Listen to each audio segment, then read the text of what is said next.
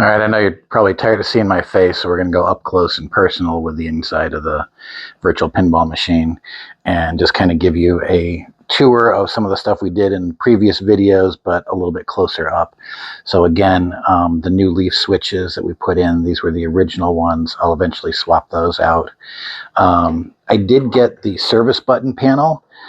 For those of you who have used an actual pinball machine on the solid state machines, you've got a control panel inside that allows you to set all the menu settings. And this gives you the enter, up, down, cancel, volume controls. There's a switch for the door buttons because you can't actually do things in the control unless you open the door. So that makes it door open. And there's a night mode button in there, which is kind of nice. This is the Pin 1 mini board. Yes, I could do a little bit better on my cable management over here. I was waiting on that, but if you see all these switches and LED or RGB buttons are all plugged in over here. These are the RGB cables, and these are the switch cables, the red and blue or red and black.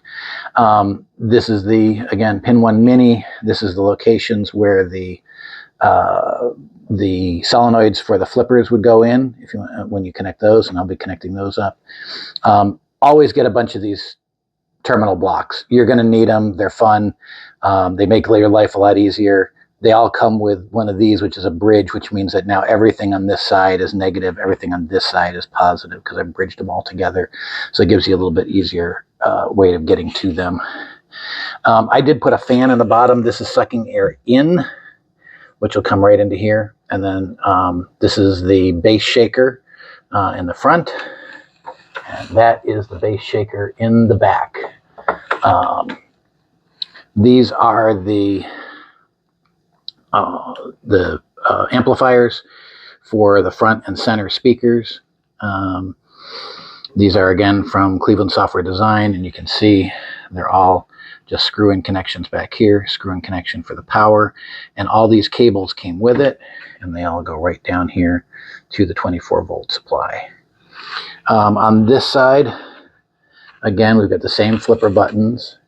We've got the plunger with the linear resistor on here, and that all just plugs in with one cable and plugs directly into the Pin 1 mini board. This is one of the exciters down here on the front, and then this is the exciter in the back. And as we talked about, those actually vibrate the plywood and cause that surround sound feedback that you get. You can get the sound of the ball rolling all the way through. Works out very nicely. That's about it for the cables in there. There's some cables in the back here, and I'll see if I can zoom in on this without hitting the flipper button. I do have a power strip back, or a terminal block back here, and that's for the AC coming in. You can see the yellow, blue, and red back there. That's the AC coming in. I've got a power switch on the back there. That I want to redesign. I just kind of hardwired that into the power strip, but the only problem is when I can turn the computer off, and most everything turns off, but when I've got it on, the fans keep running, and I'd like to find some way to turn the fans off as well, you know, when the computer turns off. The rest of the cables go up to the monitors up top. We are running 4 displays on this. So as we saw before, this is the, and now we're way out of air. This is the TCL Google TV on the bottom, 43-inch, a 22-inch monitor here. And then this is actually a 32-inch 4K, and we're only running it at HD quality.